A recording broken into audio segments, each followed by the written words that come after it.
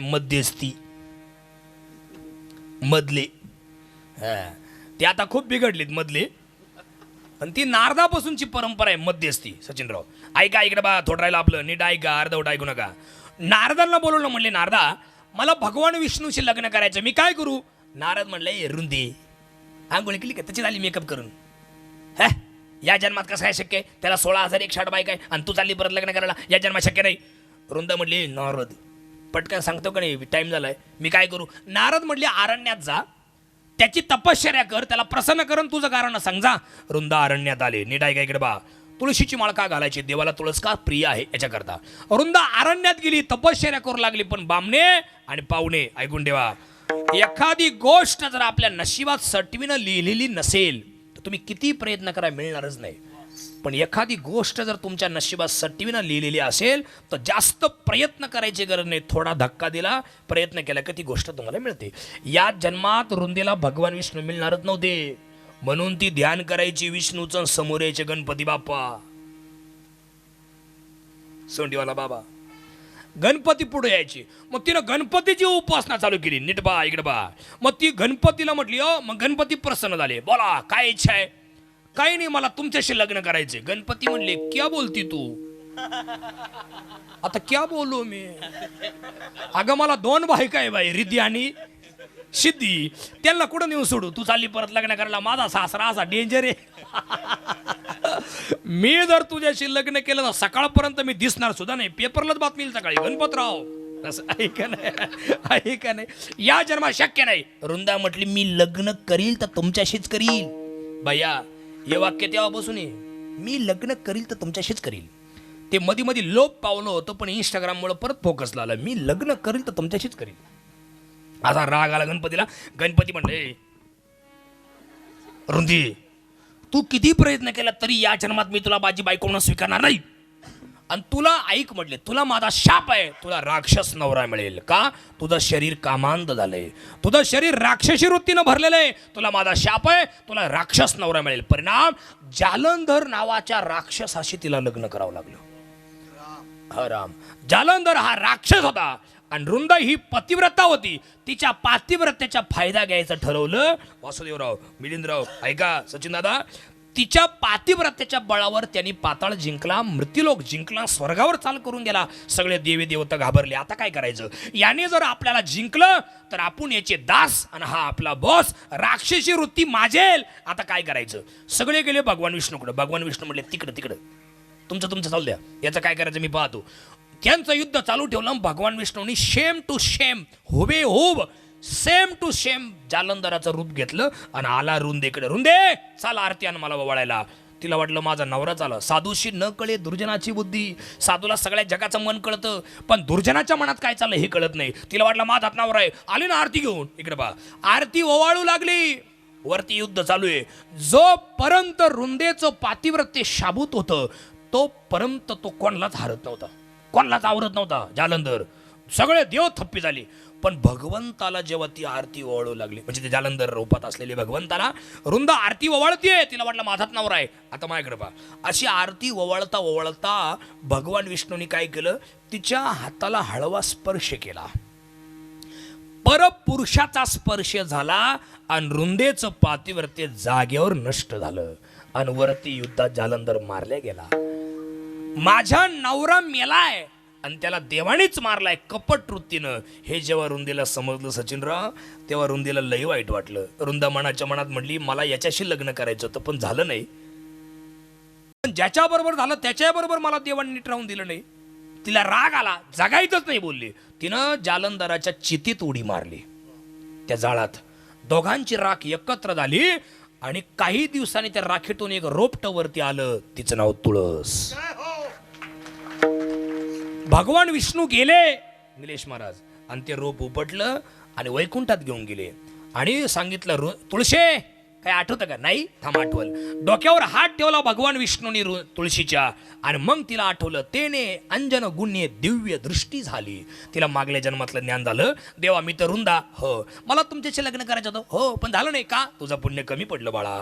या जन्मात सुरुवातीला तुझं पुण्य फळाला आलंय, तुझ्याशी मी लग्न करणार आहे. पण तुला 3 वर देईल बाई. काय? पहिला वर, ज्या महिला म्हणजे ज्या बाया, ज्या स्त्रिया तुला रोज 1, 5 किंवा 11 अशा प्रदक्षिणा रोज मारतील, त्यांचा नवरा म्हणजे मालक दीर्घायुषी होईल, त्याला अकस्मात मृत्यू येणार नाही. जर त्याचं काही बरं वाईट होणार असेल, त्याला जबाबदार मी असेल. तुळशी, दुसरा वर तुला मी देतोय, जे तुला पवित्र वृत्तीने गळ्यात धारण करतील त्यांच्या दिवस रात्र मी मागे पुढे असेल. काय प्रमाणे?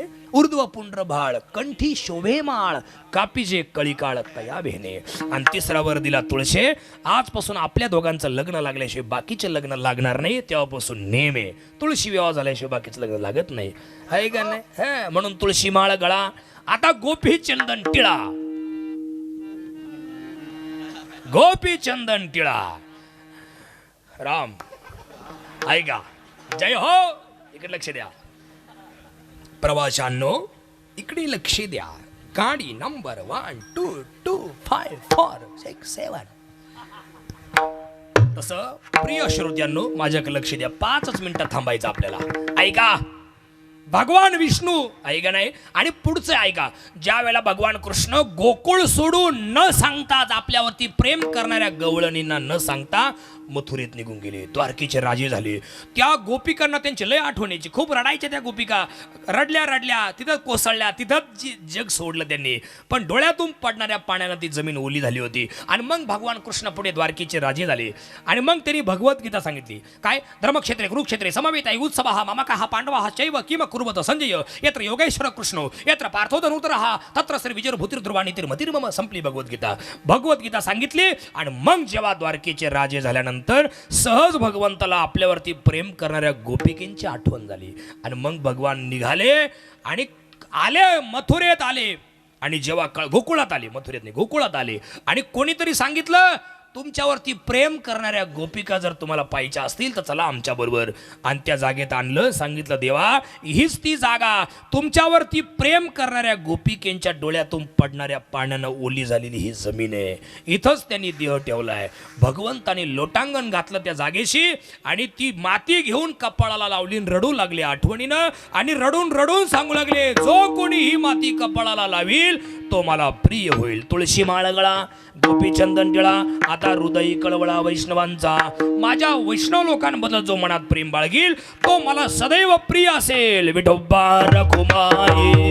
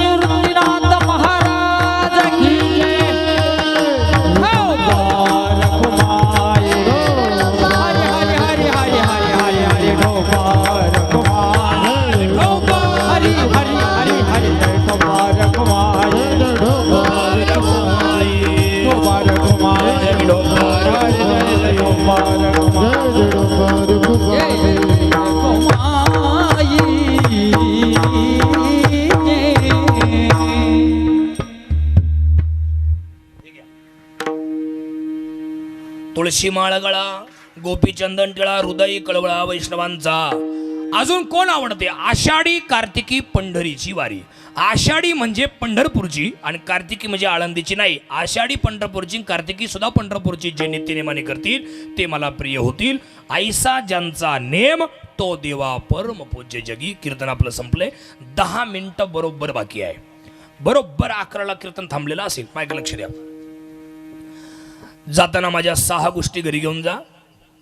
सगळे बामणे गाव आणि सगळे आलेले आई बहिणी, वडीलधारी, तरुण मित्रमंडळ. सचिन दादा, संदीपरावनी सांगितलं, म्हटले आमच्या गावामध्ये तरुण मित्रमंडळ फार चांगले आहे. जुन्या मंडळींचा आशीर्वाद घेऊन आमचं गाव काम करतंय सप्ताहामध्ये, असं त्यांनी मला सांगितलं.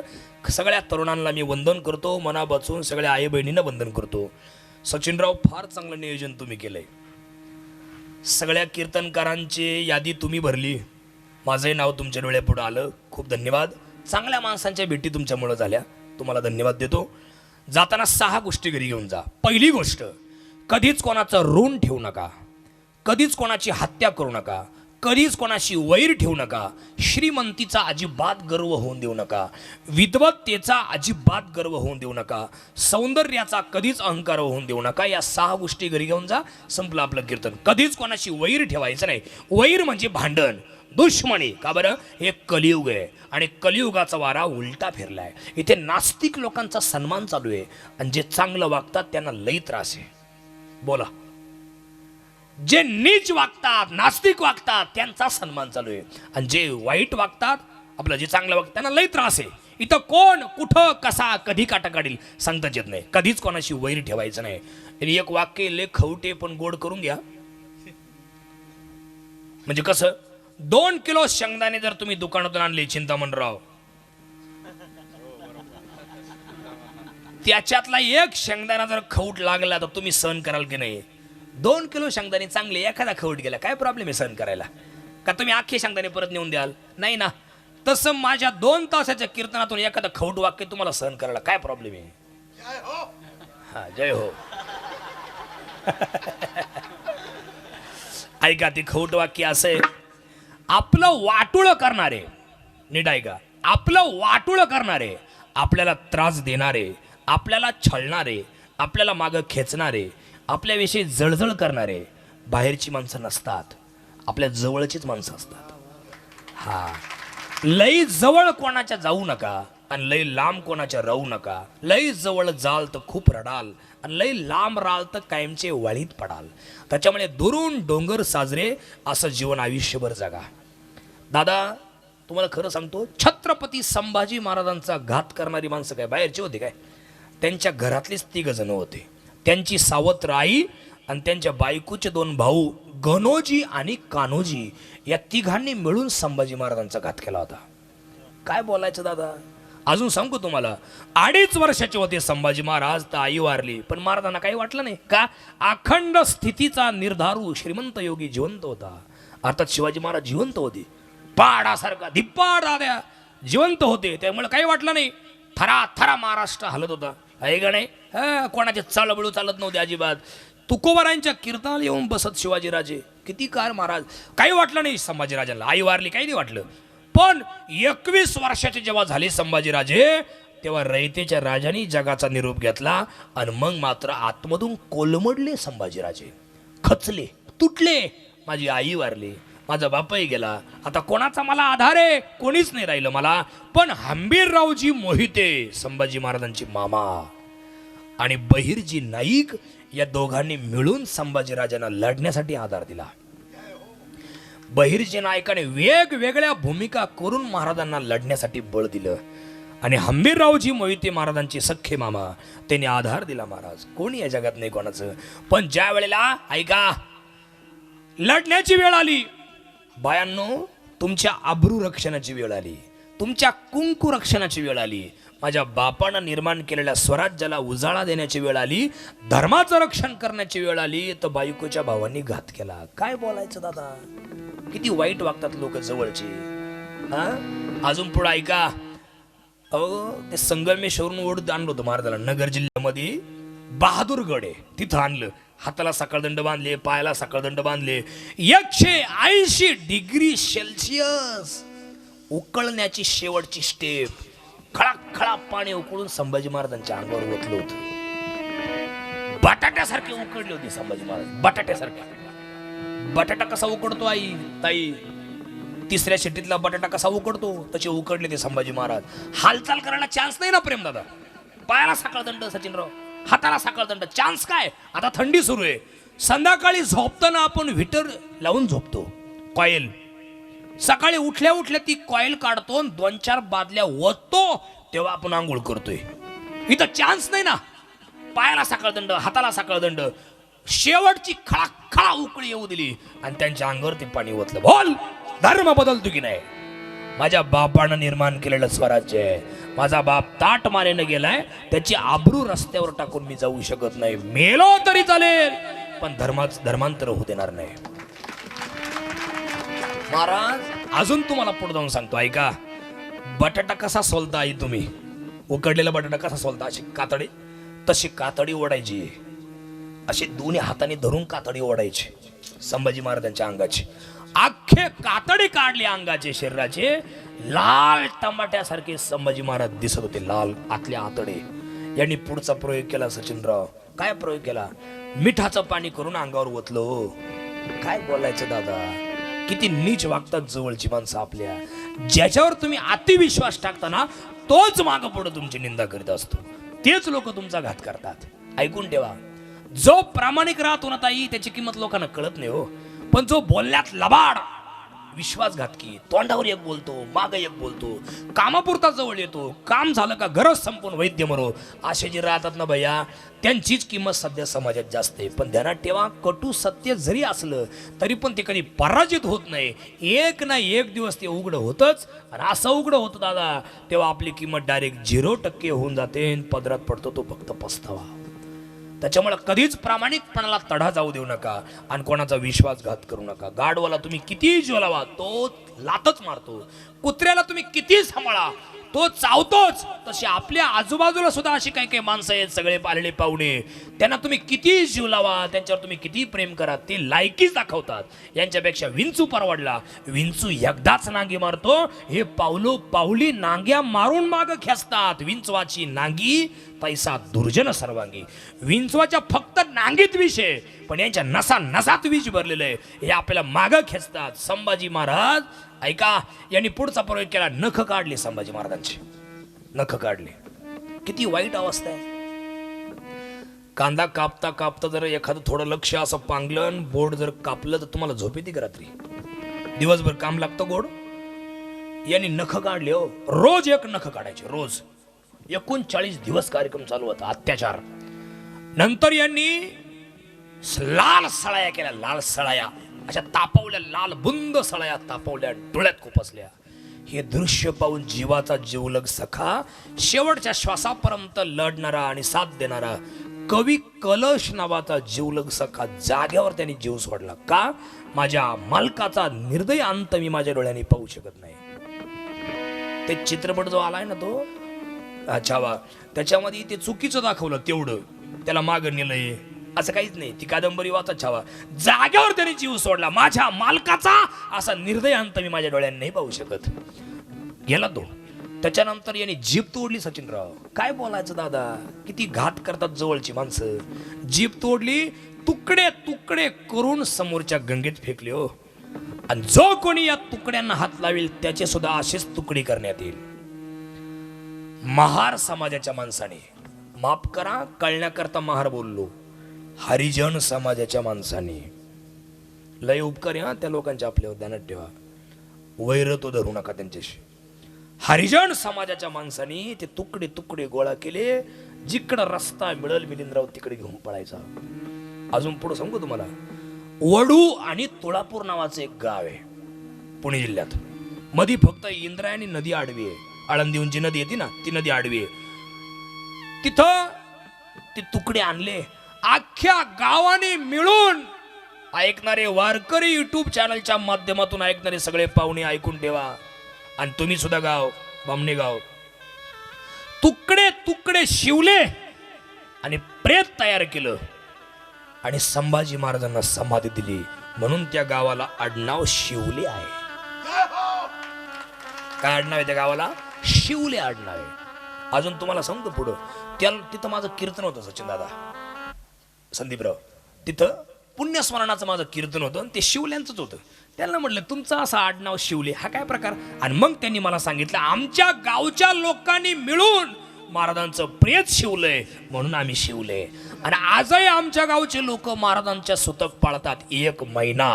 म्हणून लोकांचा फाल्गुन माघ वद्य अमावस्या म्हणजे महाशिवरात्रीनंतर येणारी 3ऱ्या दिवशीची अमावस्या, तिथून पुढे 1 महिना फाल्गुन अमावस्या म्हणजे गुढीपाडव्याची आगल्या दिवशीची अमावस्या, असा 1 महिना महाराजांच्या नावाचा सुतक आमच्या गावचे लोक पाळतात. म्हणलं कसं पाळतात मला सांगा, मी लोकांना सांगेल संदेश. त्यांनी सांगितलं आमच्या गावच्या तरण्यापुरी कॉलेजच्या 1 महिना नवीन कपडे अंगावरती घालत नाही, जुनच कपडे घालतात. आमच्या गावची पोरं, तरणी वांड पोरं, कॉलेजची पोरं पायात चप्पल घालीत नाही 1 महिना. त्याला बलिदान मास म्हणतात. 1 महिना पायात चप्पल घालत नाही. आमच्या गावच्या पोरी नवीन कपडे खरेदी करत नाही, नवीन कपडे अंगावर घालत नाही. का? आमच्या राजांना लई त्रास झालाय, आम्ही थोडाफार त्रास सहन केल्याने काय प्रॉब्लेम आहे, असं त्या पोरींची भावना आहे. आमच्या गावातली माणसं 1 महिना डोक्याचे केस काढून टाकतात, महाराजांच्या नावाचं मुंडन पाळतात, सुतक पाळतात. आमच्या गावच्या बाया एकच टाइम जेवण, एकच वेळेला जेवण करतात. सकाळी जर जेवले तर संध्याकाळी जेवत नाही, संध्याकाळी जेवले तर सकाळी जेवत नाही. अप्पा आहे का नाही? आणि आमच्या गावची माणसं आजही काही 50% पोरं आमच्या गावचे डाव्या कुशीवर झोपतात 1 महिना. का बरं 1 महिना? का बरं? त्यांचा अजूनही गैरसमज आहे की संभाजी महाराज अजूनही जिवंत आहे. त्यांच्यावर ज्या वेळेला वार होतील त्यावेळेला ते ओरडतील ना वाचवा वाचवा, तेव्हा आम्ही लगेच पळत जाऊ आणि महाराजांना सोडून आणू. ही भावना लोकांची आहे. ध्यानात ठेवा, वाटोळं करणारी लोक ताई बाहेरचे नसतात हो, आपल्या जवळचेच राहतात.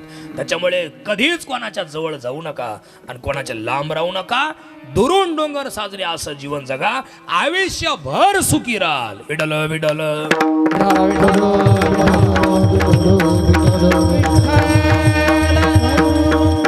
वैर ठेवू नका. तुमच्या भाऊबंधांनी, तुमच्या वैऱ्यांनी, तुमच्या नातेवाईकांनी तुम्हाला किती त्रास देऊ द्या, तुम्ही रिप्लाय करायचं नाही. का? तुम्ही चांगले आहेत म्हणून. त्यांच्या तोंड असे बंद होणारे एक दिवस ते लोटांगण घालीत तुम्हाला शिरण येणार आहे. वेळ प्रत्येकाची येते, हवा प्रत्येकाची होते, संधी प्रत्येकाला मिळते, दिवस प्रत्येकाचे बदलतात, वेळ प्रत्येकाची येते, फक्त वेळ येऊ द्यावी लागते. आपल्या बामण्याची एखादी मुलगी, इथं आडनाव काय जास्त या गावात? निकम. आपल्या बामण्यांची, निकमांची एखादी मुलगी लग्नाच्या वयात आली आणि तिच्या वडिलांना असं वाटलं की एकुलती एक मुलगी लग्नाच्या वयात आली, शिक्षणामुळे लग्न लांबलं, आता शिक्षणही पूर्ण झालंय, आता लग्न, आता डिसेंबर चालू आहे, तुळशीचं लग्न पण मागच्या महिन्यात झालंय, आता चांगला मुलगा शोधून दोघांचं लग्न लावून देऊ. म्हणून त्या मुलीच्या वडिलांनी 2025 मध्ये डिसेंबरमध्ये त्या मुलीसाठी नवरदेव मुलगा बघायला सुरुवात केली. पण इकडे बा, पण त्या मुलीच्या नशिबात सटवीनं जर असं लिहिलं असेल की या मुलीचं लग्न 2027 मधल्या मार्च मध्ये होणार आहे, तर त्या मुलीच्या वडिलांनी 25 आणि 26 मध्ये किती मुलं पाहू द्या, ते लग्न जमणार नाही. काही ना काही अडचणी, देवकी येईल, नाडी येईल, गोत्र येईल, एखादा भाऊबंद आडवेल किंवा तिला तो आवडेल त्याला ती आवडणार नाही, असं काहीतरी होणार, ते लग्न जमणार नाही. पण 25 आणि 26 संपलं, 27 साल उजाडलं, 27चा जानेवारी फेब्रुवारी संपला आणि मार्च महिना उजाडला का निकमांच्या जवळचा कुणीतरी एखादा पाहुणा येणार आणि त्या मुलीचं लग्न जमून निघून जाणार. याला म्हणायचं वेळ आल्याशिवाय कुठली गोष्ट होत नाही. तुका म्हणे नाही चालत तातडी, प्राप्त काळ घडी आल्यावे. प्राप्त म्हणजे ठरलेली वेळ आल्याशिवाय कुठलीच गोष्ट होत नाही. वेळ येऊ द्या, प्रत्येकाची वेळ येणार आहे. अजून शेवटचं वाक्य, ऋण कधी कोणाचं ठेवायचं नाही. ऋण म्हणजे पैसा, कर्ज, उपकार कधी कोणाचा ठेवू नका, वैर कोणाशी ठेवू नका. आणि दुसरी गोष्ट, श्रीमंतीचा कधीच गर्व नाही होऊन द्यायचा. पैशाने पेन विकत घेता येतो, चांगला अक्षर काढता येत नाही. पैशाने घर बांधता येतं, सुखाची झोप मिळत नाही. पैशाने वडापाव खाता येतो, पैसा खाता येत नाही. पैशाने ग्रंथ घेता येतात, पुस्तकं घेता येतात, त्याच्यातलं ज्ञान प्राप्त करता येत नाही. पैशाने मंदिर बांधता येतं, देव सुद्धा विकत आणता येतो, त्या देवामध्ये देवत्व आणता येत नाही. पैशाने श्रीमंत असणारी माणसं तुम्हाला लय भेटतील, पण माणुसकीनं श्रीमंत असणारी माणसं भेटण्यासाठी तुम्हाला तुमचे पाऊलं झिजवावे लागतील. कधी श्रीमंतीचा गर्व नाही होऊन द्यायचा आयुष्यात. कळलं तुम्हाला सगळ्यांना? आता ऋण हत्यावैर परमेश्वर, श्रीमंती, विद्वत्तेचा कधी गर्व होऊन देऊ नका. संपलं कीर्तन. विद्वत्ता म्हणजे काय? आपल्यापेक्षा ज्ञानी लोक, पंडित लोक, विद्वान लोक या जगात राहतात का नाही राहत? लय लोक. आता हे सचिन महाराज आहेत, तुम्हाला फक्त यांचे हे मृदंगवादक एवढीच ओळख आहे तुम्हाला. 4 वर्ष सगळे ग्रंथांचा अभ्यास केलेला माणूस आहे. आणि महाराष्ट्रात जेवढे कीर्तनकार ना, सगळ्या कीर्तनकारांचा बाप हरिभाऊ महाराज त्यांच्याकडे शिकलेले ते सचिन महाराज. म्हणजे त्यांचं सगळ्या गोष्टी आता फेटा बांधा कीर्तन करतील, पण गप बसलेत, शांत बसलेत का? निराभिमानीपणा, कुठला अहंकार नाही. मी एक साधा वारकरी आहे, मी कोणी मृदंग वादक नाही, कोणी कीर्तनकार नाही, एक साधा वारकरी सेवक आहे. या नात्यानं समोर बसून ते माझ्या कीर्तनासाठी बसलेत. एक कृष्णा महाराज, त्याच्यानंतर मिलिंद महाराज, निलेश महाराज, आम्ही सगळे भाऊ भाऊ आहोत. आणि आमच्यातलाच एक जण आज उभा आहे आणि आम्ही त्यांना साथ करतो अशी भावना ठेवून माझ्या पुढे बसलेत. कुठल्या गोष्टीचा अहंकार नाही. असं माणसाने जीवन जगलं पाहिजे त्याची कधीच. आणि मी तुम्हाला खरं सांगतो, भगवान पांडुरंगाची शपथ घेऊन सांगेल, खोटं बोलणार नाही, नारदाची गादी आहे. जेव्हा मी रोज कीर्तनाला फेटा बांधतो तेव्हा माझ्या मनाला एक गोष्ट सांगत असतो, महाराज तुम्ही आता कीर्तन करणार आहे, पण ध्यानात ठेवा तुमच्या पुढे जेवढे बसलेत हे सगळे तुमच्यापेक्षा 1000 पटीनं हुशार माणसं आहेत. हे समजून तुम्ही कीर्तन करा. नाही तर आमच्या काही महाराज लोकांचा असा समज आहे की आपल्या पुढे बसलेले सारे याडपटच बसलेले असतात. याडपट ते जेव्हा तुमच्या तारखा घ्यायच्या बंद करतील तेव्हा कळलं. काय कोणाला कमी समजायचं, कधीच कोणाला कमी समजायचं नाही. आणि अजून एक गोष्ट तुम्हाला सांगायला हरकत नाही, हे सचिन महाराजांचे बालगोपाळ विद्यार्थी मिलिंद महाराज, तुम्हाला सांगतो मी, हे पोर आहे ना प्रेमदादा, या पोरांमध्ये असे काही काही पोर आहे दादा, काहींना बाप आहे आई नाही, आई आहे तर बाप नाही, अशा पोरांना ते सांभाळतात दोघं नवरा बायको. आणि का? आणि त्या पोरांसाठी कार्यक्रम बंद केले. लय लांबचे कार्यक्रम ते लोक स्वीकारत नाही का? मी जर बाहेर गेलो तर या पोरांकडे कोण पाहिल, ही भावना मनात धरून सगळ्या गोष्टींचा त्याग करून घरी थांबतात. फार लोक हुशार आहेत महाराज आपल्यापेक्षा, कधीच कोणाला कमी समजायचं नाही. आणि शेवटचं वाक्य, सौंदर्याचा कधीच गर्व अभिमान होऊन देऊ नका. आपल्यापेक्षा भारी दिसणारी लोक या जगात राहतात. या 6 गोष्टी घरी घेऊन जा. संपलं कीर्तन. अतिशय गोड नियोजन. बामणे, सगळे तरुण मित्र परिवार, ज्येष्ठ परिवार, सगळे आई बहिणी वडीलधारी, गोड नियोजन केलं. सचिन महाराजांना हाताशी करून तुम्ही चांगले नामांकित कीर्तनकार तुम्ही एकत्र आणलेत. नाही तर इंदुरीकर बाबा तारीख तुमच्या गावाला भेटणं म्हणजे दुष्काळात तेरावा. पण कश काय भेटली? त्यांच्यामुळेच भेटली आहे का नाही? खरे त्यांचे आभार माना, टाळ्या वाजवा जरा. लोक तरसले त्यांच्या तारखा घ्यायला, पण मिळतीच नाही. वाईटाकला एक जण मला त्या दिवशी म्हणला, तुम्हाला काय लागेल ते घ्या पण तेवढी तारीख घेऊन द्या. म्हणलं मी त्यांचा कोण आहे? आणि त्यांना जर कळलं मी असं असं केलं तर ती का असं होणार नाही काय? कशा करता? अजिबात नाही. पण महाराजांबरोबर ते राहतात. हा खानदेश पट्टा जेवढा आहेत, खानदेश पट्ट्यामध्ये महाराज त्यांच्यामुळे येतात, त्यांच्यावर विश्वासानं येतात, भावनेनं येतात आणि तुम्ही त्यांचा आदर करतात. फार चांगली गोष्ट आहे. संदीप दादा, तुमच्यामुळे तुम्ही फोन केला, सगळ्या चांगल्या माणसांच्या भेटी झाल्या. आमचे प्रेमदादा आलेत बघा तोंडाईचा, फार चांगले. सकाळीच फोन आला पण उशिरा मी आलो. भैया भाऊ म्हणजे वारकरी यूट्यूब चॅनल, वारकरी कीर्तन यूट्यूब चॅनल फार मोठं चॅनल आहे. जेव्हा कोणीच यूट्यूबवाले महाराष्ट्रात नव्हते तेव्हा ते होते, जे होते ते हे आहेत. अनेक एवढले कीर्तनकार त्यांनी एवढे केलेत. काय बोलतोय मी? छोटे कीर्तनकार त्यांनी एवढे करून टाकलेत, आभाळाला भेडवलेत. गोड त्यांचा यूट्यूब चॅनल आहेत. भैया दादा तुम्हाला वंदन. माझे मित्र नाना भाऊ, एकविरा साऊंड सिस्टीम तुम्हाला वंदन. सगळे आलेले पाहुणे, बालगोपाळ, निखिल दादा, आप्पा हार्मोनियम वादक, वा वा, त्यांची संकल्पना या नामशब्दाला आहे. तुम्हाला वंदन. विनिकोरी बाबा जय हो, अतिशय गोड. सगळ्यांना वंदन. निलेश दादा, मिलिंद दादा, वासुदेव महाराज, सगळ्यांना वंदन. कार्यक्रमाला पूर्णविराम. हा, ज्ञानेश्वर माऊली, ज्ञानेश्वर माऊली, ज्ञानेश्वर माऊली, ज्ञानेश्वर माऊली, ज्ञानेश्वर माऊली. विठ्ठल जय जय विठ्ठल, जय जय. उठू नका 2 मिनिटं बसा, 2 मिनिटं. करा क्षमा परात महाराज कोणाही विचारिला अधिकार्या. करा क्षमा परात महाराज तुका म्हणून ज्ञानेश्वर रघुबाई करा क्षमा परात महाराज ज्ञानदेव तुकाराम. सर्वांना विनंती आहे, आज पहिला दिवस आहे. अगदी संपूर्ण कार्यक्रमाची रूपरेषा झाल्याशिवाय सर्वांना विनंती, जागा सोडायची नाही.